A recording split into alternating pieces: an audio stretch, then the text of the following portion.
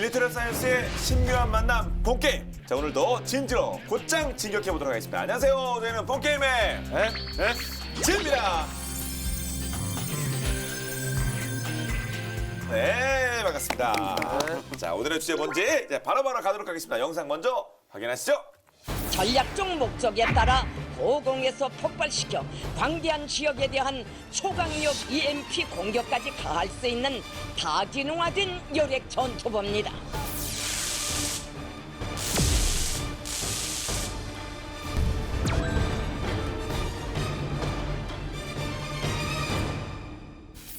네, 오늘의 주제는 바로 EMP입니다.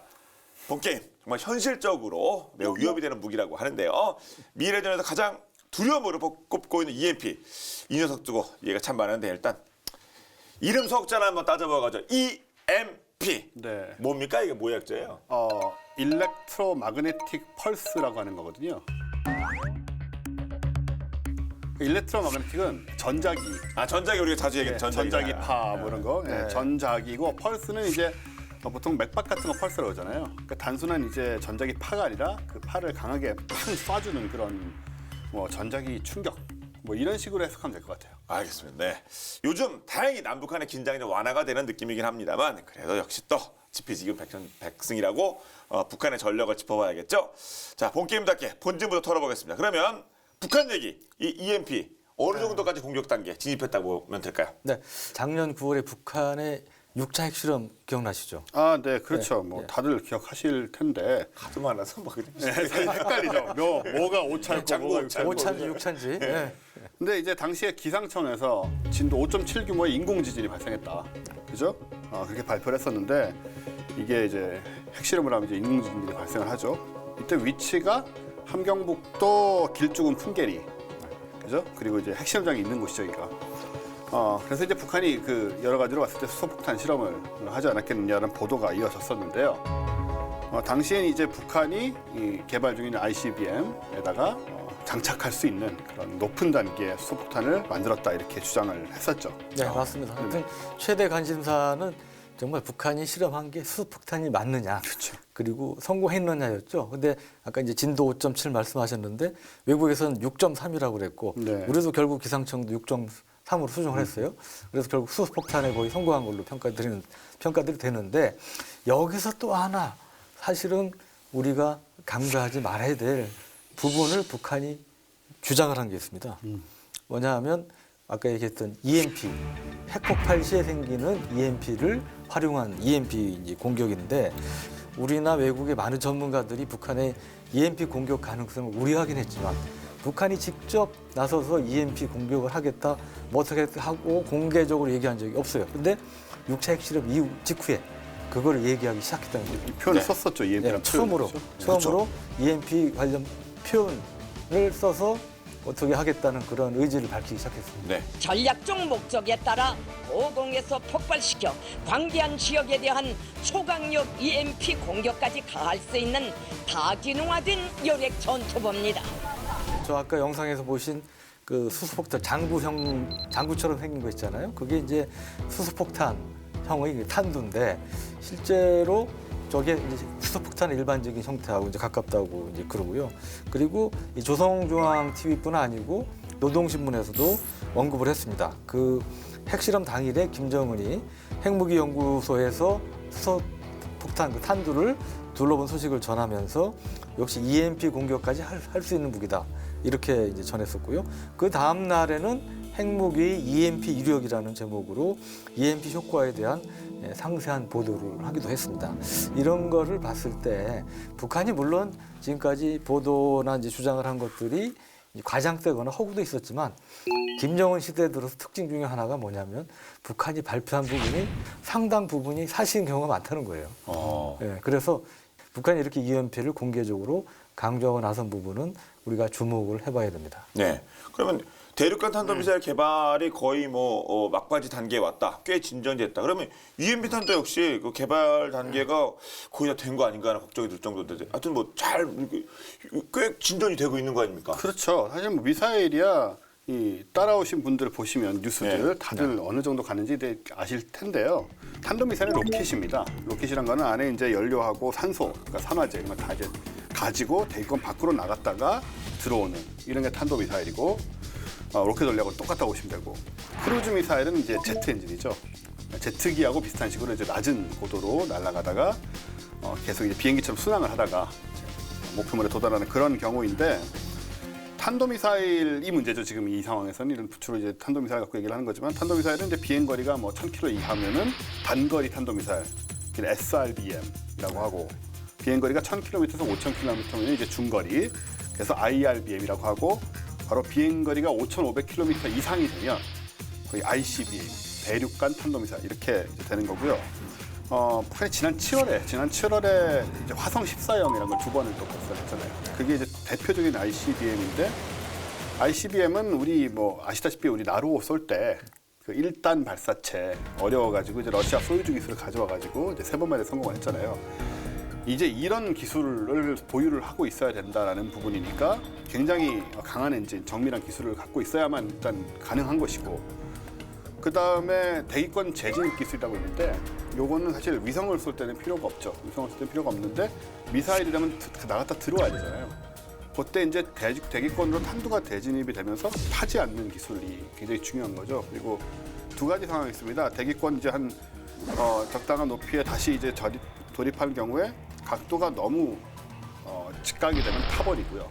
각도가 너무 이렇게 옅게 들어오면 튕겨 나가버립니다. 이 공기 밀도 때문에 이 2개 사이에 적당한 각도를 유지를 하면서 목표의 방향에 맞게 또 들어와야 되는 이 기술이 굉장히 어려운 기술이죠. 이제 주로 이제 20km 상공에서 가장 이제 그 문제가 많이 생기는데 좀 돌아오는 재진입 기술이 있는 것인지 있으면 얼마나 정밀하게 있는 것인지가 이제 확인이 좀 안 되고 있는 상황이죠. 근데 공개가 잘 안 됐고. 네. 마지막 20km 남겨두고 있는 건데 뭐 대륙권 재진입. 이거 마무리를 확실히 좀 짓는 게 또 이게 가를 만한 방향이 아닌가 싶은데 갑자기 EMP라는 것이 또 거기가 추가됐습니다. 이거 뭐 선회가 된 건가요? 아니면 이게 뭐 같이 가는 건가요? 저는 선회가 됐다고 보지는 않고 네. 핵폭발이 생기면 거기에 따라 부수적으로 EMP 네. 효과가 생기는 겁니다. 그래서 그 이제 부수적으로 EMP 효과를 활용한 공격을 할 수 있고 그걸 충분히 노린다고 보는데 제가 김정은이라면 반드시 EMP 무기를 쓸 것 같아요. 전면전 상황에서. 네. 왜? 2가지 이유가 있습니다.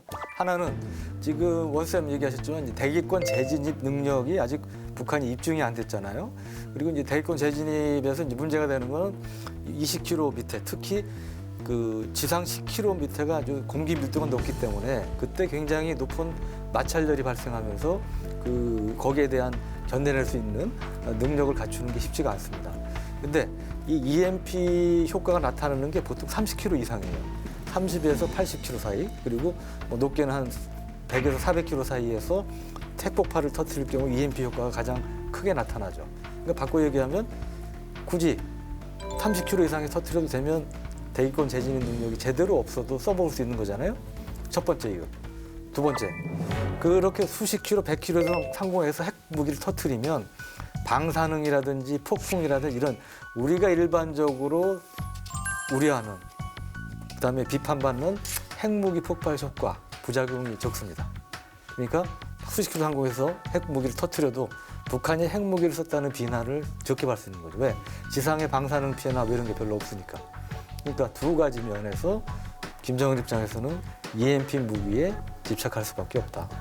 노릴만 하다는 거죠. 그리고 그 한 방을 터뜨림으로써 뭐 엄청난 우리 거의 어떤 사람은 뭐 남한 전역의 전자장비들을 무력화했을 때는 평가도 있기 때문에 비용대비 효과 면에서도 굉장히 가성비가 뛰어난 거죠. 그래서 그런 면에서 김정은 입장에서는 굉장히 집착하고 또 거기에 그 매달릴 가능성이 많다는 거죠. 그럼 마지막 20km 그 대기권 재진입 기술이 만약에 획득되지 않는다고 하더라도 이 네. EMP라는 거 자체만으로도 이미 그 충분히 써먹을 수 있다 그런 말씀 아닙니까? 그렇죠. 뭐 이제 전문 기관에 따라 다르지만 뭐 100km 상공에 터뜨리면 남한 전역의 뭐 전자기, 무기는 물론이고 우리 저 갖고 계신 휴대폰이나 이거 지금 뭐 아이패드니 뭐니 다 무력화할 수 있단 말이죠. 네. 그러니까 핵무기를 지상에서 터뜨리면 뭐 대여섯 발 이상 터뜨려야 될 거예요. 근데 한 방으로 해결할 수 있으니까. 그런 면에서도 상당히 위협적인 우리 입장에서 이제 위협적인 무기가 될 수 있죠.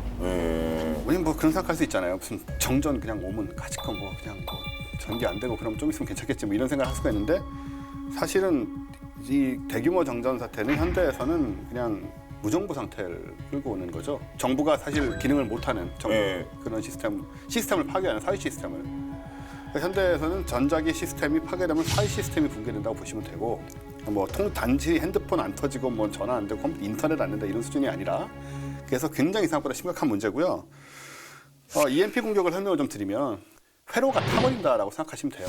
일단은 광학 매체, 그러니까 CD 같은 DVD나 이 레이저라 이런 걸로 기록된 광학 매체가 아닌 한 전부 지워진다. 모두 하드디스크가 다 이제 지워지듯이 모든 게 다 이제 지워지고 동작을 멈추는 그런 상황이 벌어지게 되고 이유는 우리가 쓰는 이런 아이패드 같은 게 혹은 뭐 컴퓨터나 이런 게 뭐 아주 고전압이나 강한 에너지로 작동하는 게 아니잖아요. 아주 미세한 전류, 미세한 전압으로 움직이고 있는데 예를 들어서 운하가 된로 이렇게 만들어지는 도시를 생각해 보면 베니스 같이 이런 데는 이제 운하를 통해서 서로 교통을 하고 이렇게 도시망이 짜여져 있단 말이죠. 그러니까 운하의 수심이 그렇게 깊지 않을 거 아니에요. 그런 상태에서 갑자기 홍수가 와가지고 그걸 다 덮어버리면 그 운하 자체가 그냥 다 사라지고 뭐 기능이 마비되는 그런 식으로 전기 댐을 그냥 틀어서 전기를 그냥 다 쏟아내버린다. 그래서 기판의 구조라든가 뭐 소위 PCB 기판 이런 거 있잖아요.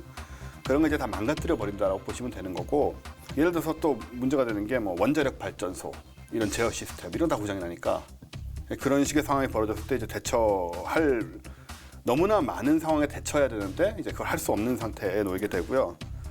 소위 뭐 이렇게 생각하시면 돼요. 중세나 그 이전으로 돌아간다. 석기 시대. 우리가 인류 문명이 현대에 가지고 있는 모든 문명의 일기를 사용할 수 없게 된다. 은행에 이제 금융 정보도 다 컴퓨터 저장돼 있잖아요. 그렇죠. 그거 다 날아갈 수 있습니까? 그것도? 그럼요. 그게 광학적으로 저장되지 않은 한 전자기적으로 저장된 시스템 정보는 다 날아간다고 보시면 돼요. 그럼 장고가 많은 사람은 예를 들어 부채가 많은 사람은 예? 대출 많은 이거 진짜 이거 난리나는 건데요. 저는 뭐 은행에 잔고 별로 없으니까 크게 저기는 아닌데 은행에 잔고 많은 분들 저는 마찬가지입니다. 근데 아시다시피 이 뭐 저축은행 사태 일어나서 한 번씩 이제 은행 돈 못 줘도 사회적으로 굉장히 문제 생기잖아요. 은행 하나로도. 근데 전체적으로 이제 은행 뭐 보험 온갖 금융 모든 게 다 이런 상황에 놓이게 된다면 정말 외국에다 백업을 해놓지 않은 한 이거는 굉장히 큰 문제가 될 수 있는 거고요. 분석 결과가 있었죠. 2015년에 한국기술연구소에서 100킬로톤 이게 아주 강한 핵폭탄은 아닙니다. 요즘 수폭탄들은 뭐 옛날에 미국이 실험한 거는 뭐 1메가톤, 이 소련 구소련 같은 경우에 10메가톤 이런 것도 실험한 적이 있으니까 100킬로톤 정도의 핵폭탄은 서울 상공에 이제 100km 상당히 높은 데서 터뜨리면 한반도는 물론이고 주변 국가, 일본이라든가 이런 데까지 전자기기를 파괴할 수 있다. 그 다음에 이제 CIA 전 국장이던 울시 국장 같은 경우에는 미국에서 만약에 EMP 공격을 받게 되면 10명 중 9명이 사망할 것이다. 10명 중 9명이 사망할 것이다. EMP 공격으로 죽는 건 아니죠. EMP 공격에 의한 이제 부수적인 효과로 미국은 총기도 많고 하니까 그 사회 혼란까지 다 포함해서 이제 그런 생각을 하는 것 같고요. 그래서 지상으로부터 한 400km 상공에서 떨어지면 미국 땅 전체가 그 큰 미국 땅 전체가 이제 중세로 돌아가는 사태가 벌어질 수 있다. 우리한테 그 번개 치면은 이렇게 그 콘센트 빼놓으라고 그러지 않습니까? 네. 그 전원 꺼고 뭐 그런 상관 없는 거죠. 전혀 상관없습니다. 이거 그냥 다 터지는 거죠. 전기 벼락치는 같은 경우에는 그냥 이제 전기 에너지 물론 또 전자기 에너지이긴 합니다만은 그게 이제 전선을 타고 들어와서 빼놓으면 괜찮다는 얘기인데 EMP 탄 같은 경우는 이제 공기 중으로 그냥 쏟아져 내리기 때문에 아무 도움이 안 되죠. 네. 그 전기 매트도 전자파 있는데 이거 인체도 영향이 있겠죠, 사실은? 인체에 영향이 없을 수는 없겠죠. 없을 수 없겠죠. 없을 수는 없겠죠. 다만 이제 그 수소 폭탄이 옆에서 터졌을 때보다 덜하다 이런 수준으로 얘기를 하는 거고. 예를 들어서 그 심장 보조기 차하신 분들 있으세요. 펄스 기계예요. 그렇죠? 심장 이때 뛰게 하는. 근데 그런 분들은 그냥 뭐 이거 받으시면 그냥 사실 살기 어렵죠. 뭐 그런 식으로 모든 것에 영향을 미치게 됩니다. 그럼 생명 유지 장치 이거 하는 것도 당연히 이거 병원 당연히 병원의 올스톱이고 다. 네. 그러면 핵 폭발 때만 이게 그 EMP 이 정도 위력이 팍 오는 건가요? 아니면 어떻게 되는 거예요? 핵 폭발 꼭 필요한 건가요? 그렇지 않습니다. 그러니까 그 핵폭발에 의한 EMP, 핵 EMP라고 하는데 있고 핵폭발에 의하지 않아도 이 EMP 효과가 생길 수 있어요. 그걸 이제 비핵 EMP라고 그러고요. 그러니까 북한의 경우는 지금 핵폭발에 의한 핵 EMP 무기를 지금 개발하고 있는 걸로 추정이 되고 우리라든지 많은 미국 이런 선진국 여러 나라에서는 핵무기를 활용하지 않은 비핵 EMP 무기를 개발하고 있습니다. 네.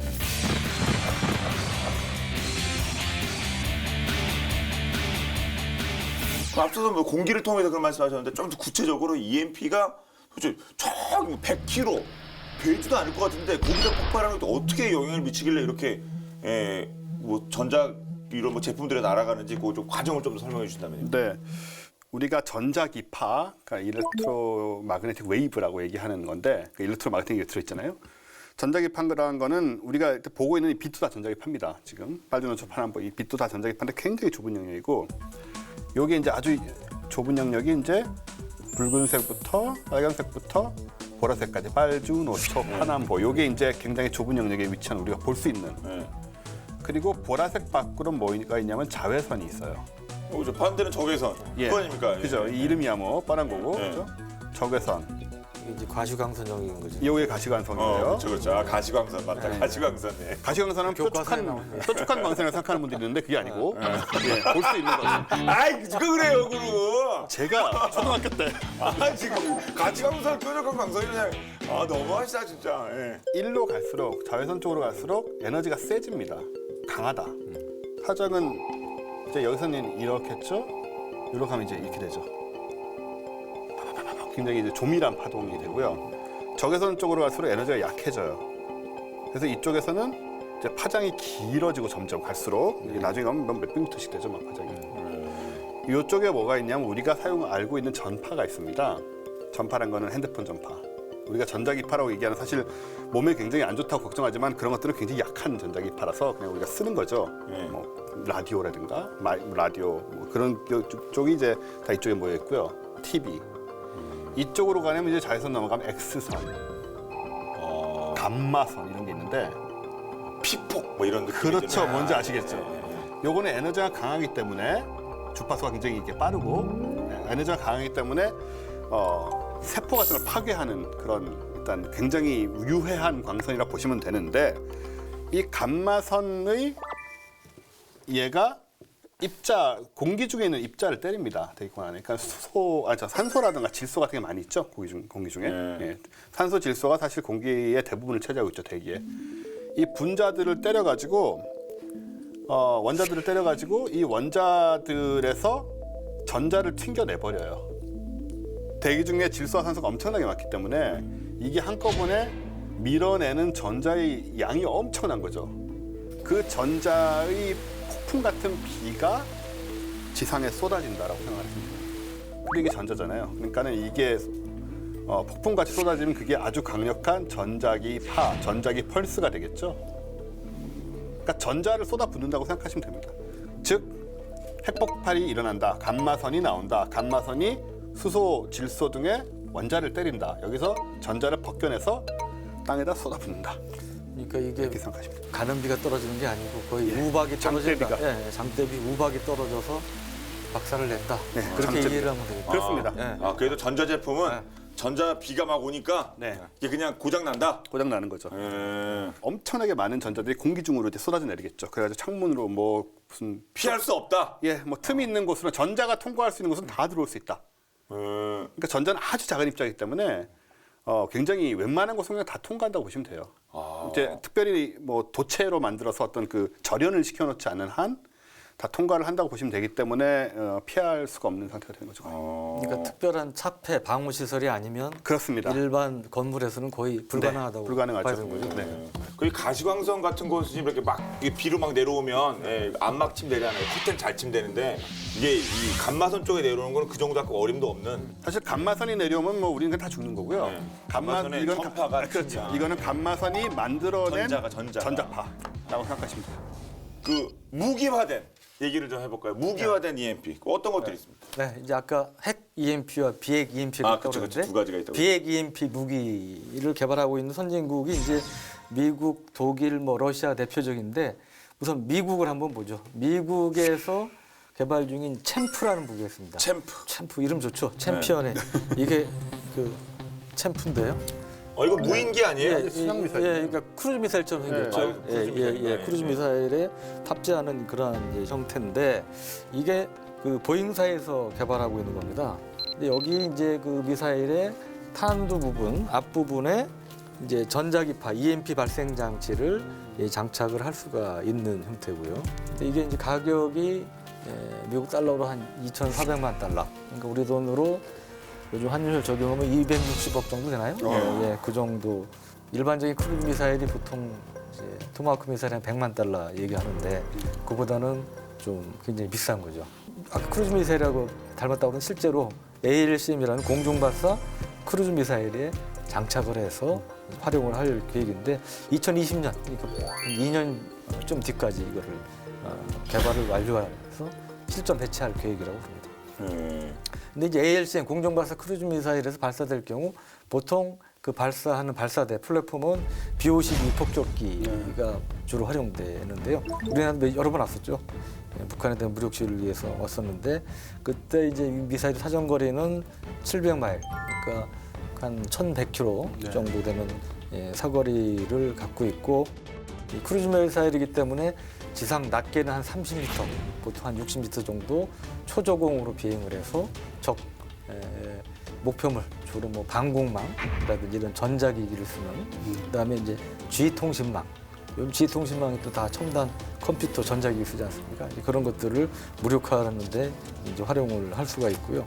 또 앞으로 중장기적으로는 이걸 좀 소형화해서 이 대테러 작전을 할 때 이제 또 활용할 계획이라고 합니다. 이게 이제 테러범들의 뭐 전자장비라든지 이런 걸 무력화한다든지 이런 식으로 활용할 계획이라고 합니다. 예. 저렇게 비행기에서 쏜다?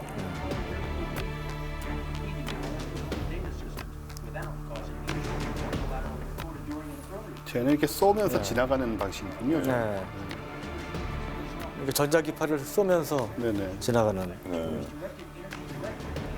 맞으면 아까 이렇게 그 PC 모니터들이 다 또 꺼진다 뭐 이런. 네. 근데 이거 영상이 뭐 언제 거 영상을 이게 컴퓨터가 이거 한 20년 된 겁니다. 이거 영상이 지금 뭐 CRT 모니터가 보이네. 예. 문득 북한을 염두에 게 아닌가 하는 생각이 예, 저거는 그냥 놔둬도 꺼집니다. 나도 그래. 이거 우리가 한 거 아니니까 보잉이 만든 거죠? 우리 본게임 제작팀이 편집한 거 아니죠? 예, 보잉에서 했어요, 이거. 저희가. 본게임 제작진은 저런 거 같습니다. 예. 이게 언제적 거 저거. 보잉이 그렇게 만든 겁니다. 네. 북핵이나 이렇게 대량 살상 무기에 대처하는 이제 방향이 보이는 이제 그런 무기가 아닌가 싶은데요. 근데 이게 EMP, 이게 연구가 언제 정도부터 시작이 된 걸까요? 미국이 1962년에 이제 남태평양에서 수폭탄 실험을 하는데 그때 EMP 효과를 확인을 할 수가 있었죠.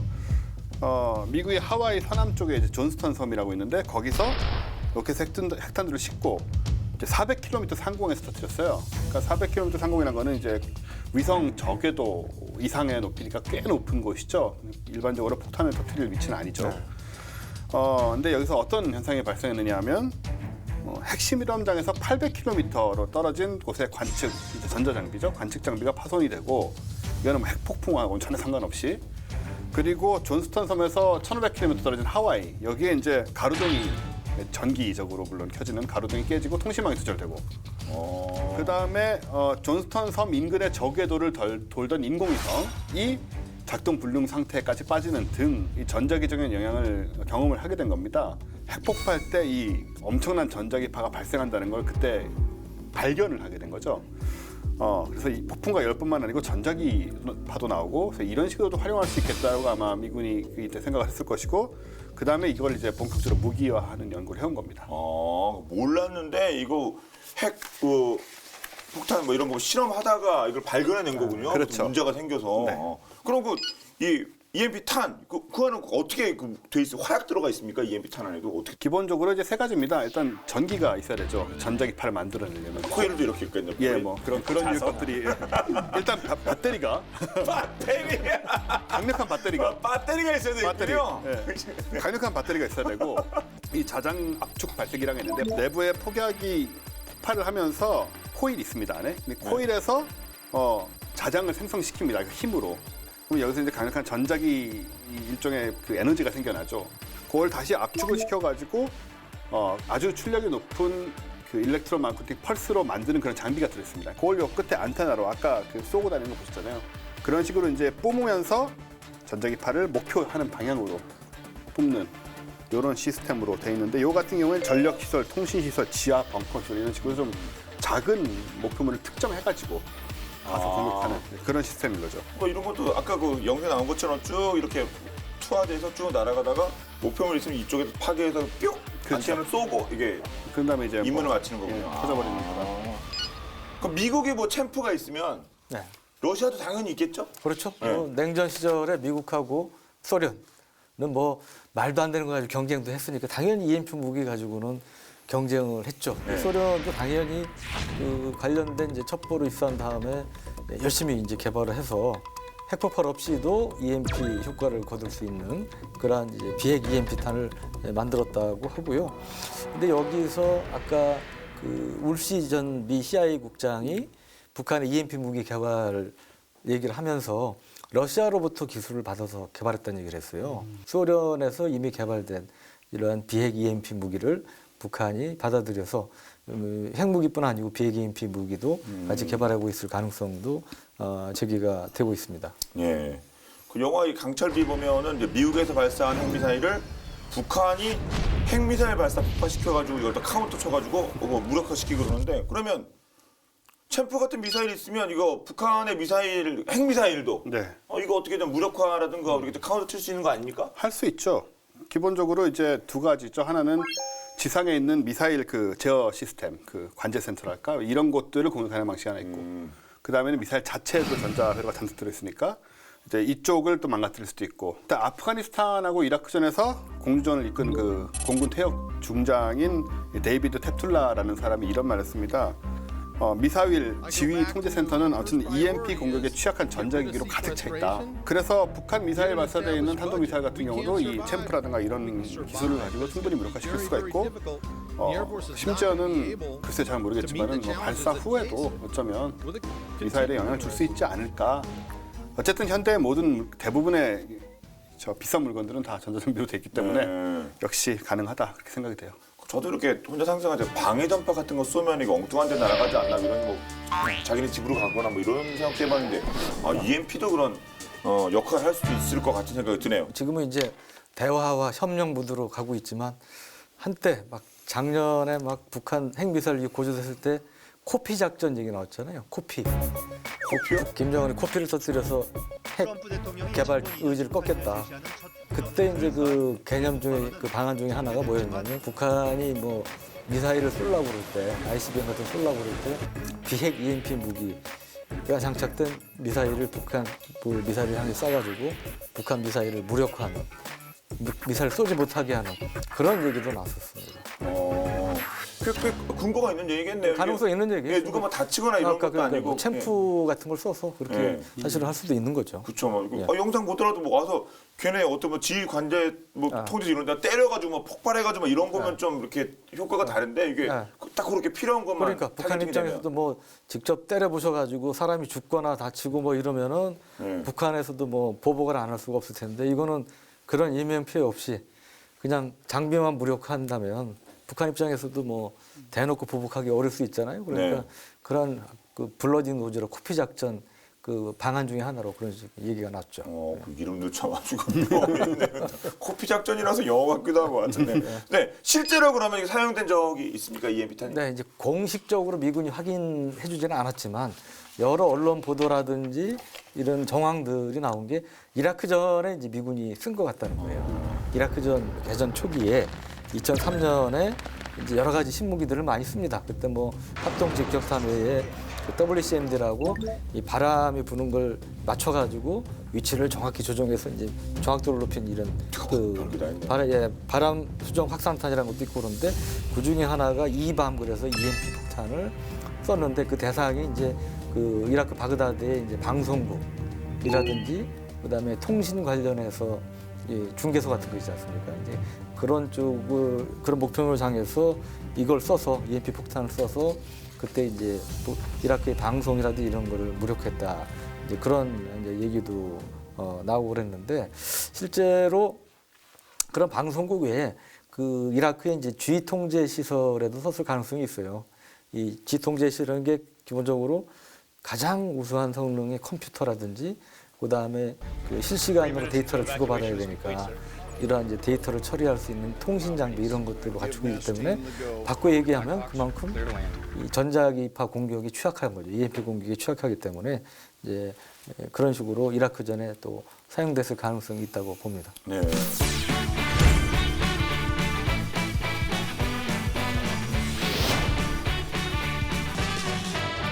이 EMP를 막기 위한 차폐 이렇게 방어하는 게 현실적으로 본 적도 없고 EMP 탄이 있는지 잘 모르는 분도 많은데 그거에 대해서 차폐 시설을 갖추는 게 현실적으로 어려울 것 같습니다. 그러니까 북한이 만약에 이 비핵화된 EMP 폭탄 가지고 있으면 쪽쪽 이거 진짜 예리하게 우리에게 데미지를 줄 수 있겠는데요. 그렇죠. 재진입 실험을 할 필요 없이 높은 고도에서 터뜨릴 수 있다.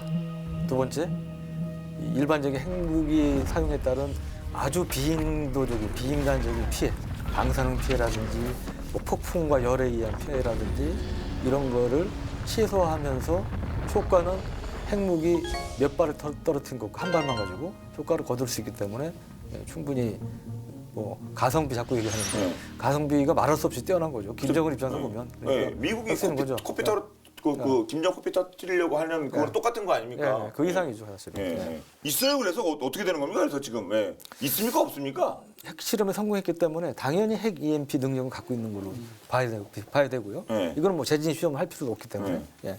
그럼 비핵 EMP 무기는 어떠냐? 비핵 EMP 무기도 개발하고 있을 가능성이 있다. 러시아에서 이 기술을 활용을 해서 지금 뭐 미사일이니 각종 무기를 만들고 있기 때문에 이제 그런 가능성은 충분히 있다고 이제 보여지고요. 예.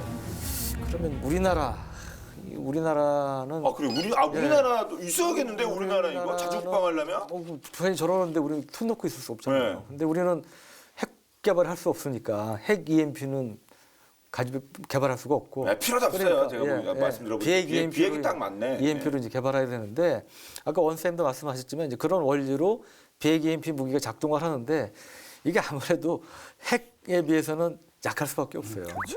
그래서 지금까지 개발된 기술은 이게 이제 한 방 터뜨리면 뭐 반경 한 수백 미터 정도 뭐 이 전자장비를 무력화할 수 있는 수준이랍니다. 수백 미터. 근데 우리 목적으로는 수킬로 단위.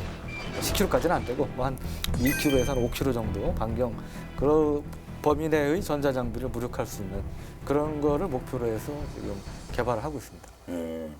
아직 그 창은 준비가 좀 안 된 것 같은 그 방패 우리 그 차폐 능력 아까도 좀 어떤 말씀드렸는데 잘 좀 안 됐을 것 같긴 합니다만 방어 능력은 어때? 방어 능력은?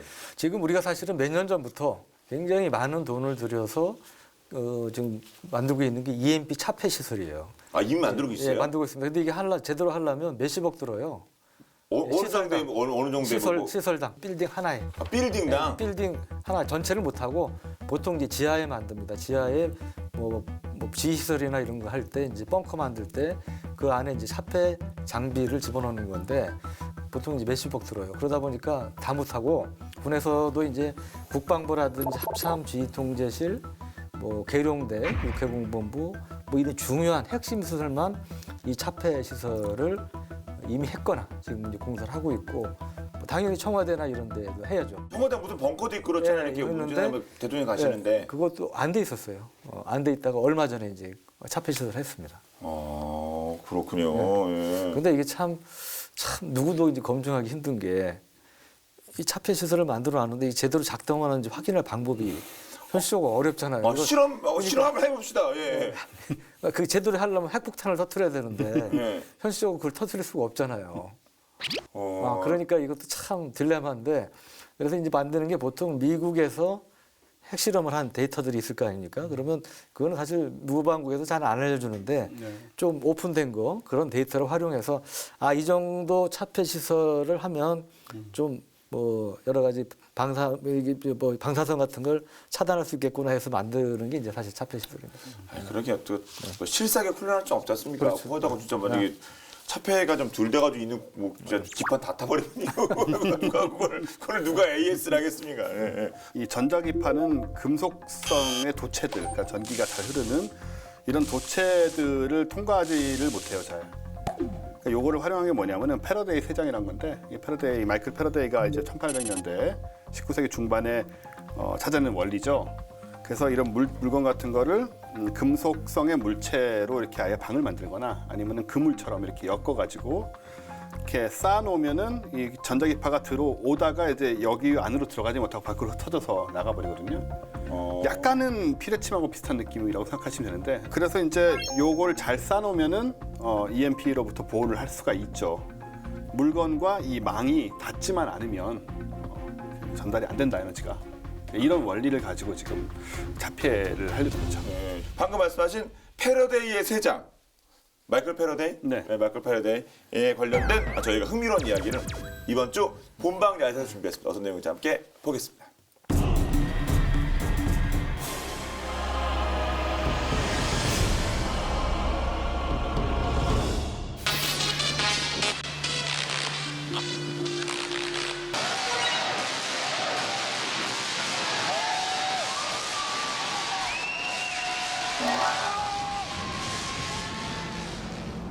(2012년 10월 5일) 미국 뉴욕에서 아주 위험천만한 공연이 펼쳐졌습니다. 주인공은 유명 마술사 데이빗 블레인. 그는 무려 3일 동안 공중에 매달려 사방에서 쏘는 100만 볼트의 전기를 온몸으로 받아냈습니다. 그런데 탈진 증상이 온 것 빼고는 아주 멀쩡했죠. 금속 사슬로 만들어진 특수 복장 덕분이었는데요. 바로 패러데이 세장 효과를 응용해 만든 것이었습니다. 이 원리를 발견한 사람은 18세기 영국의 과학자 마이클 패러데이인데요. 그는 자신이 발견한 원리를 증명하기 위해 목숨까지 담보를 해야만 했죠. 어떻게 된 일일까요?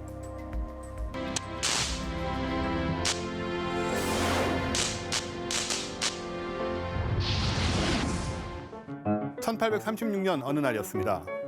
마이클 패러데이는 사람들을 왕립과학연구소 대강당으로 불러 모았죠. 그는 3.7m가 넘는 거대한 상자를 가지고 나타났습니다. 상자는 전선으로 둘러싸여 있었죠. 사람들은 궁금한 표정으로 패러데이를 지켜봤습니다. 그때 패러데이가 상자를 둘러싼 전선에 전류를 흐르게 한 뒤 상자 안으로 걸어 들어갑니다. 상자는 10,000볼트에 이르는 고압 전류로 인해 불꽃이 강하게 튀고 있었는데요. 자칫하면 감전으로 목숨을 잃을 수도 있는 상황. 사람들은 모두 경악했죠. 하지만 패러데이는 유유히 앉아 결과를 지켜봅니다. 바로 전선으로 만든 상자의 바깥에는 전류가 흐르지만 안쪽에는 전류가 흐르지 않음을 몸소 보여줬던 건데요. 덕분에 사람들은 전기가 어디에 존재하는 것인지 알게 되었죠. 비행 중인 항공기가 10억 볼트에 이르는 강매에 맞아도 안에 있는 승객이 모두 안전한 이유는 바로 패러데이 세장 덕분입니다.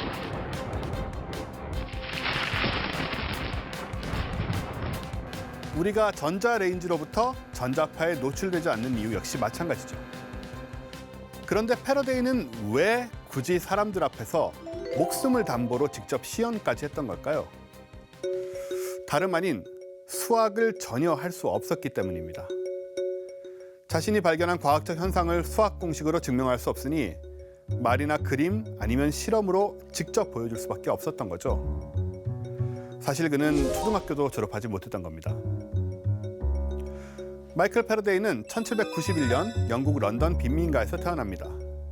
너무나 가난했기에 일주일에 한 번 주일학교에서 읽기와 쓰기, 더하기, 빼기만 겨우 배울 수 있었죠. 그런 그가 13살 과학에 꿈을 품게 됩니다. 생활비를 벌기 위해 재본소에서 일하던 중 우연히 전기와 관련된 책을 읽게 된 건데요. 적은 돈을 저축해가며 실험 도구를 구입하고 여러 가지 실험도 해봅니다.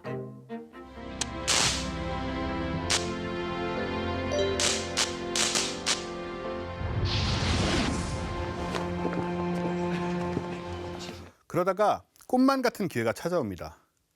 당시 최고 과학자였던 험프리 데이비의 강연을 듣게 된 거죠.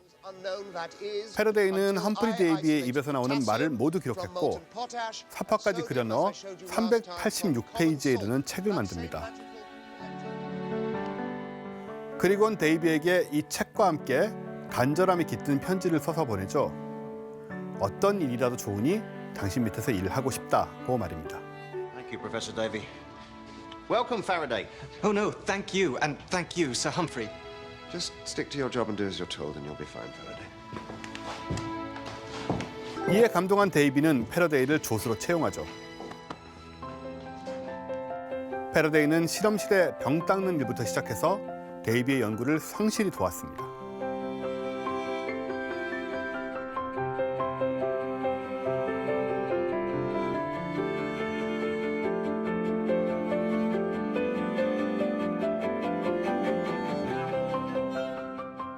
그로부터 20여 년 후인 1831년 패러데이는 과학사의 길이 남을 위대한 발견을 하게 됩니다. 그 유명한 전자기 유도 현상을 발견한 건데요. 덕분에 오늘날 우리는 발전소에서 생산된 고압 전기를 저압 전류로 공급받아 각 가정에서 사용할 수 있게 된 겁니다. 패러데이는 이 발견을 하기까지 무려 10년 동안 매일 코일에 담긴 철통을 지니고 다니면서 1만 2천 번이나 실험을 반복했죠. 갖은 노력 끝에 실험에 성공했지만 그를 믿지 않는 사람들도 많았습니다.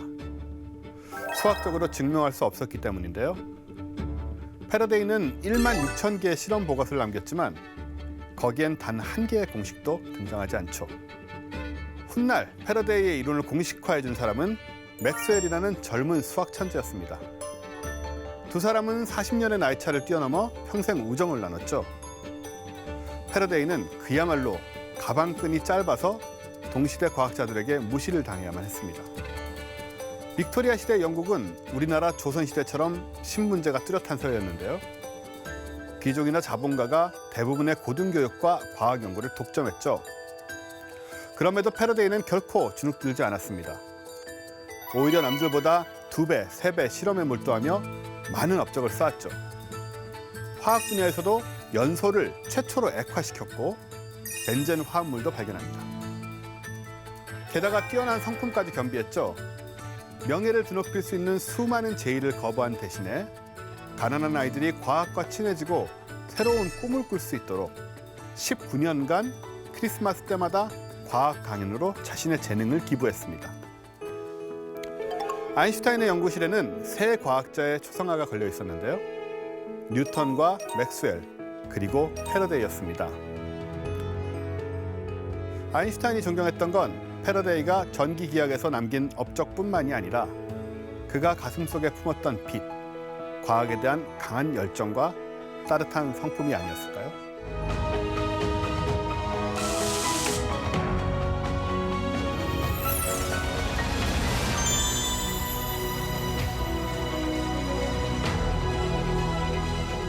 네, 자 마이클 패러데이.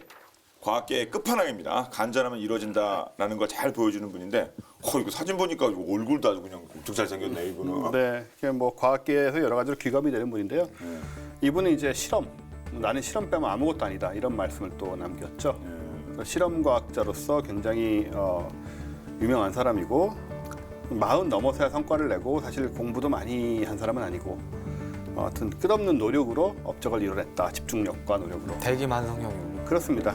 패러데이 실험 정신으로 우리 기술력도 EMP 차폐 기술을 개발했으면 하는 바람이 있는데, 자 어느 정도 상황인지 좀 설명 부탁드리겠습니다. 일단 차폐 기술은 아까 말씀드린 것처럼 이렇게 감싸는 것이 있고 그 다음에는 이제 뭐 반사하거나 흡수하거나 뭐 이런 걸로 표면에 코팅, 그러니까 도료를 바른다라고 하는데 실제로 이제 그런 식의 비슷한 접근들이 있는데요.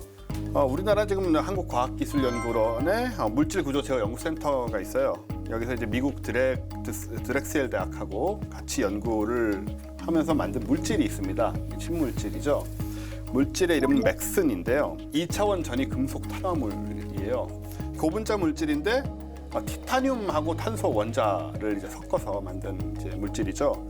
근데 우리가 보통 도체라고 하면 전기가 흐르는 물질인데 전기가 잘 흐르는 물질로 흔히 얘기하는 게 구리선, 그죠? 전기선, 구리선 많이 썼죠 옛날에.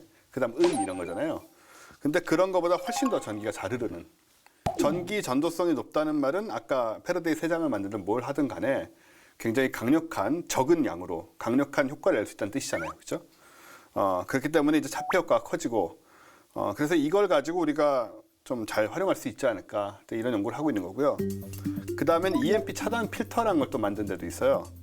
이거는 고출력 전자기 펄스 필터라고 해서 HEMP 이런 것도 개발을 우리나라의 기업에서 한 게 있어가지고 이런 게 잘 되면 앞으로 실제로 EMP 탄이 쓰일 가능성이 높은 미래의 전쟁이나 전투에서는 상당히 우리나라 기술력이 도움이 되지 않을까 그런 위치로 가고 있습니다. 네. 진짜 아까 말씀하신 은행 자료라든가 네. 이런 것도 있지 않습니까? 예. 네, 뭐 개인의 신상 뭐 이런 거는 진짜 최악의 경우를 대비해서 어디서 땅에 묻어놓든가 그냥 하긴 해야겠네요, 정말. 그러니까 그런 시스템이 붕괴됐을 때 혼란상이나 이거는 이제 우리 상상을 초월하는 거 아니겠습니까? 네. 그래서 원쌤 말씀하신 대비할 필요가 있고 다행히 만시지탄이지만 그래도 은행이라든지 통신 주요 민간 시설에 대해서는 이제 EMP 방호 체계를 구축하는 작업을 이제 본격적으로 착수를 한다고 그럽니다. 그래서 그나마 좀 다행인 것 같고요.